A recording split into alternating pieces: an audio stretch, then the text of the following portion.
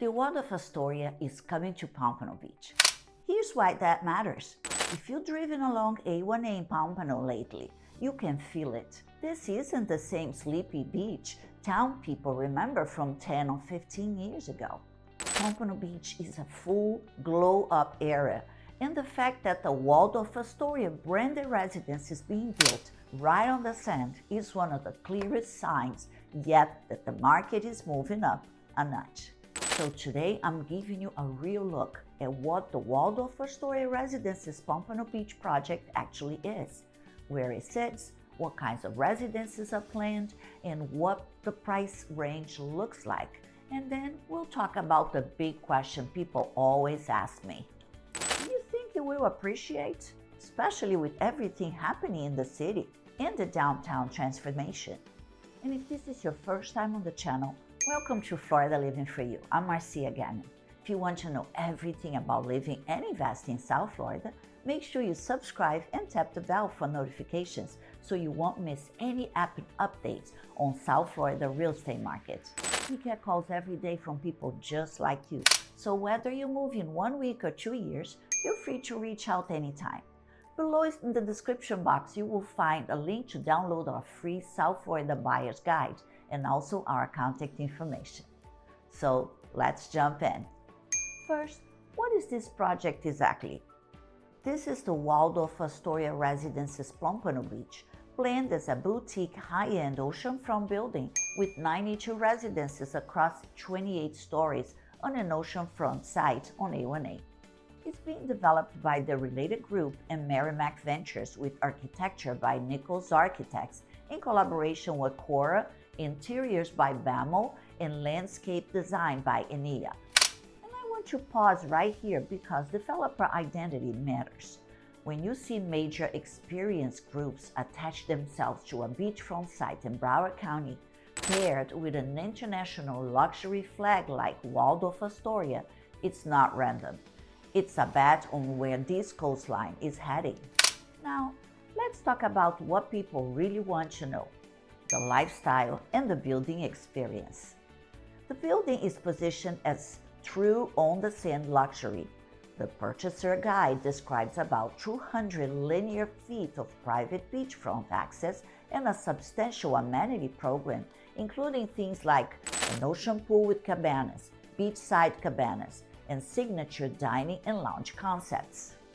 And then there is something you don't always see in an oceanfront tower: resident boat slips available for purchase, plus a courtesy dock.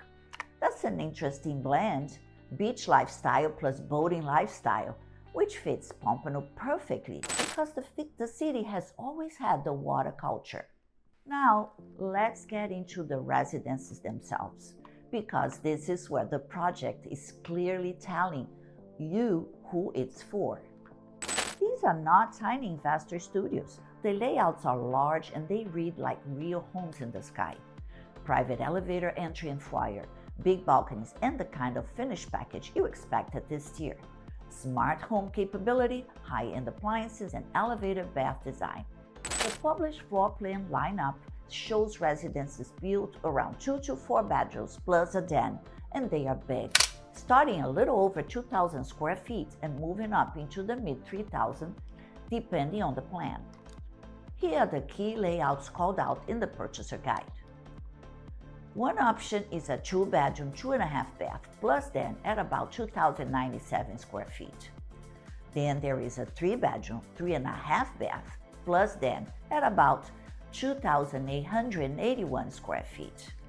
And 2 larger options: 4-bedroom, 4.5 bath plus den around 3,500 square feet, and another 4-bedroom, 4.5 bath plus den around 3,500 square feet. So you're that kind of buyer who wants that single-family home feel, but you don't want the maintenance and you do want the security, service, views, and lock and leave ease. This is exactly the product category. Now let's talk pricing, because people hear Waldorf Astoria and they immediately assume Miami prices. The purchaser guide states starting from about $2.5 million. Multiple pre-construction listing sites commonly show pricing from roughly the mid $2 million range up to around 10 million, depending on residence size, view corridor, and placement in the building. So yes, this is luxury. It's not entry level, but it's also important context for a branded boutique beachfront tower with large floor plans. This is part of a broader trend we're seeing in Pompano and Broward overall, where high-end keeps resetting higher because the product keeps upgrading. And that brings us to the bigger story: why Pompano Beach is attracting these brands and these developer bets in the first place. Why developers are building high-end on the beach in Pompano.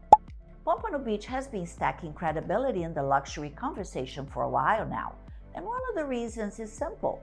The coastline has finite sites left that can support true luxury towers, and the city has been actively positioning itself for a more elevated, walkable destination-style future. You can actually see it when you look at what is already happening nearby with other branded luxury projects. For example, the Ritz-Carlton Residences Pompano Beach is another major luxury development that's being highlighted as part of a growing wave of ultra-luxury branded residences reshaping the oceanfront skyline. When you start seeing multiple branded flags in the same coastal pocket, that usually means the market is graduating from local secret to recognized luxury node. Now, let's talk about the appreciation question, because I want to be responsible here. I can't promise appreciation, and nobody should. Real estate markets move in cycles, and your outcome depends on your timeline, your financing, your carrying costs, and the broader economy. But what I can do is show you the forces that typically support long-term value. The appreciation thesis: why people think Pompano could keep climbing. There are a few pillars here. The first is scarcity. Oceanfront land is limited, and boutique buildings with fewer residents tend to hold a different kind of appeal, especially when the floor plans are large enough to feel like true primary residences. The Waldorf Astoria plan is only 92 homes, which is a very different supply story than a 300 or 400 unit tower. The second pillar is the brand effect. Branded residences often command a premium because buyers value consistency, service standards, design standards, and the resale halo that comes with a globally recognized name. The Waldorf Astoria is positioning this as a high-touch, elevated experience tied to the brand's reputation and luxury hospitality. The third pillar, and this is the one people underestimate, is what's happening inland, especially the $2 billion downtown transformation.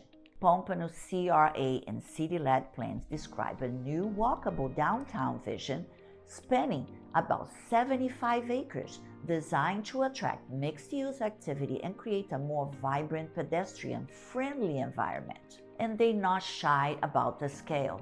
The CRA summary describes an economic impact at full build-out in the billions, with a meaningful amount of planned private investment tied to the downtown build-out. On top of that, the city's own project pages highlight tangible progress, like Old Town Square, being completed with residential units and ground floor commercial space, plus public space improvements. They are designed to create an actual place people go to, not just drive through. Now, here's why that matters for the beach. When a city proves its core, like restaurants, culture, walkability, events, public spaces, it changes how people experience living there. It makes the location more sticky. It supports high-end retail, better dining, more nightlife, more demand from people who want a lifestyle, not just a view. And when that happens, beachfront real estate often benefits because it becomes part of a bigger, more complete story. So if you combine limited beachfront supply, higher-end branded product coming online, and a downtown that's actively being reshaped, you can understand why buyers see a potential runway for values over time. Now, who is this building actually ideal for? If you're a buyer who wants a true luxury home with full-service energy, and you want to be on the sand, but you're not trying to fight Miami Beach congestion or pay Miami Beach pricing, Pompano starts to look very smart. And if you're someone who loves Fort Lauderdale and Boca Raton but wants something a little more under the radar while still upscale, this exact pocket becomes interesting. Before I wrap, here's a practical note. With any new construction luxury purchase, especially branded, you always want to understand the full cost picture, maintenance structure, reserves, what's included, parking, storage, and the deposit schedule. The purchaser guide includes a deposit structure, which is typical for this tier, but the specifics matter depending on your timing. So if you're curious about which floor plan lines up with your lifestyle, full-time seasonal or investment hold strategy, the smartest move is to match the layout to how you truly live. Do you need the den as an office? Do you entertain? Do you host family? Do you need separation between bedrooms? And do you care more about sunrise ocean exposure or sunset skyline intercoastal vibes? All right, let's land this. Pompano Beach is not up and coming in theory anymore. It's in motion right now. And a Waldorf Astoria flag on the sand paired with a boutique building, big residences, and a city that is investing heavily in its downtown identity tells you one thing.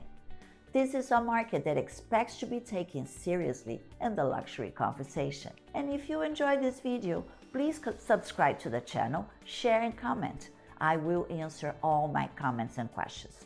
Thank you for watching, and I'll see you on the next video.